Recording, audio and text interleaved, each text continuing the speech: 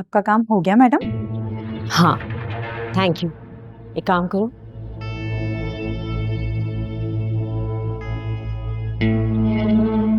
ये रख लो। अरे मैंने इसके लिए थोड़ी आपकी हेल्प की थी मैडम। रख लो, खुशी से दे रही हूँ ना।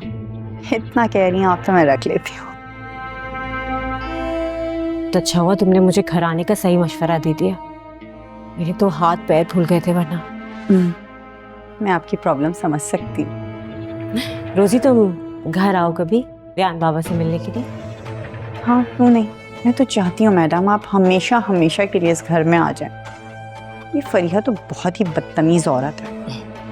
मैं अपने घर में खुश हूँ, चलो मैं चलती हूँ। हाँ वैसे मैंने आपका नया टीवी कमर्शियल देखा था, उसमें तो आप बहुत अच्छी लग रही थी। थैंक यू सो मच रोजी, गॉड ब्लेस यू।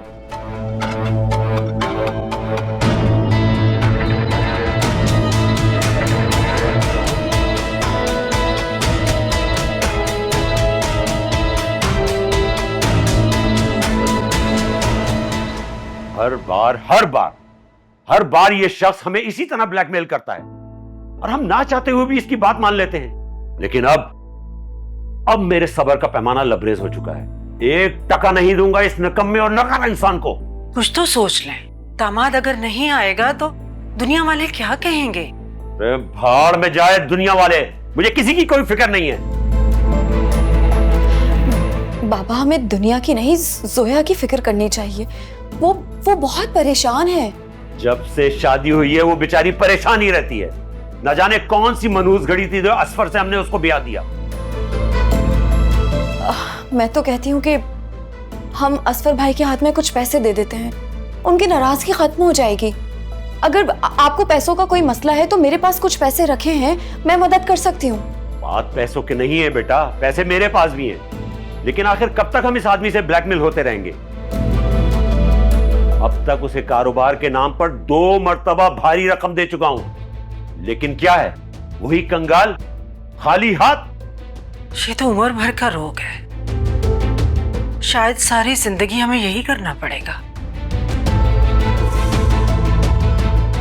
इसीलिए लोग बेटियों के नसीबों से डरते हैं। अगर माएं अपने बेटों की तरबियत ढंग से कर लेना तो किसी वालिदैन को अपनी बेटियों के नसीब की फिक्र ना हो। औलाद के हक में बाप की दुआ जल्दी कबूल हो जाती है। आप प्लीज दुआ कीजिए ना कि सब कुछ ठीक हो जाए। कहते हैं ना, देने वाला हाथ हमेशा ऊपर रहता है, लेकिन ये वाहिद रिश्ता है जो देने वाला हाथ भी नीचे ही है। अल्लाह से अच्छे की उम्मीद रखें। उसी से तो उम्मीद है कि वो सब कुछ ठीक कर देगा, वरना असफर के सुधरने की मुझे कोई उम्मीद नहीं है। खैर छोड़ो, तुम जाओ बेटा, जोया से पूछो कितने पैसे चाहिए, मैं चेक बना देता हूं।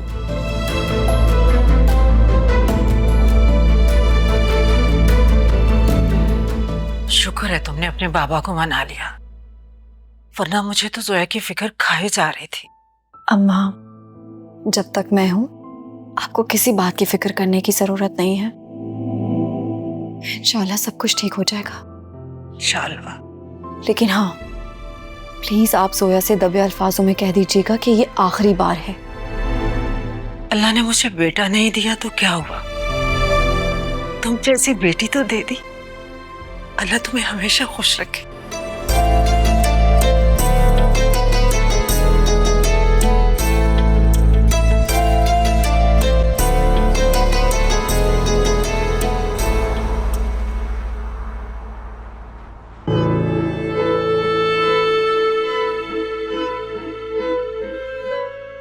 ये आखिरी बार है, और आखिरी बार का मतलब वाकई आखिरी बार।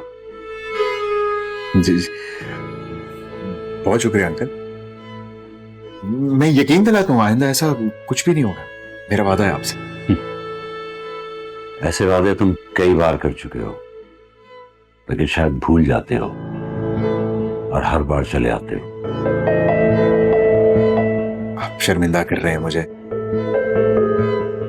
मैं आपसे कह रहा हूं ना कि आइंदा ऐसा कुछ नहीं होगा। मैं मानता हूं मुझसे बहुत गलतियां कोताहियां हुई हैं, लेकिन सब कुछ आपकी बेटी के लिए तो करता हूं। चलो ठीक है, एक बार फिर तुम पे एतबार किए लेते हैं।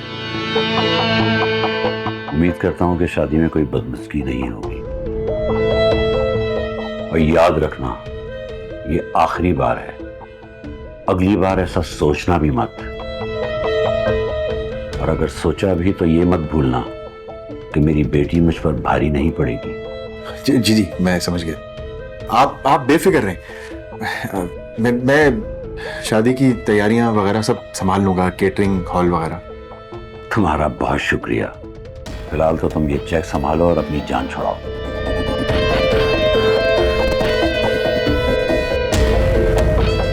अरे अंकल, चाय तो। अंकल, अंकल, कमाल कर दिया।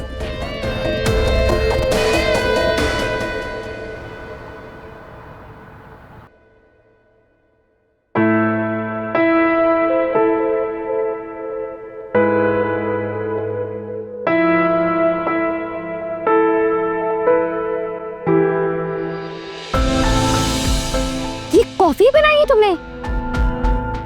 इससे भीतर तो कफ से होता है। सारे के सारे इस घर में नकारा हो। मजाल है, कोई एक काम तुम लोग ढंग से कर लो। सुबह सुबह मेरा मूड ऑफ कर दिया है। एक कॉफी मांगी थी, अब पियो इसको। ले जाओ यहाँ से। सॉरी मैडम, शफीक को बुखार था इसलिए उसने छुट्टी कर ली और उसकी गैर मौजूदगी में सफीरा ये काम करती है, लेकिन आज वो भी नहीं आई है। घर में सबका दिमाग खराब है। ऐसा करो, तुम भी छुट्टी कर लो, घर के सारे काम मैं कर लेती हूँ।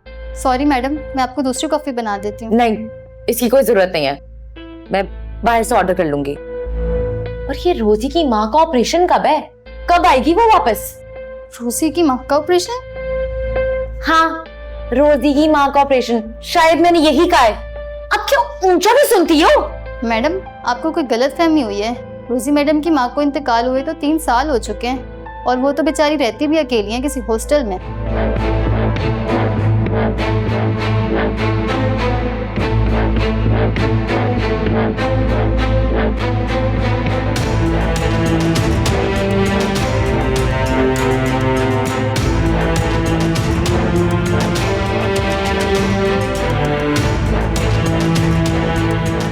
मामा बेचारी को डांट रही हो, इसकी अम्मी हॉस्पिटल में है।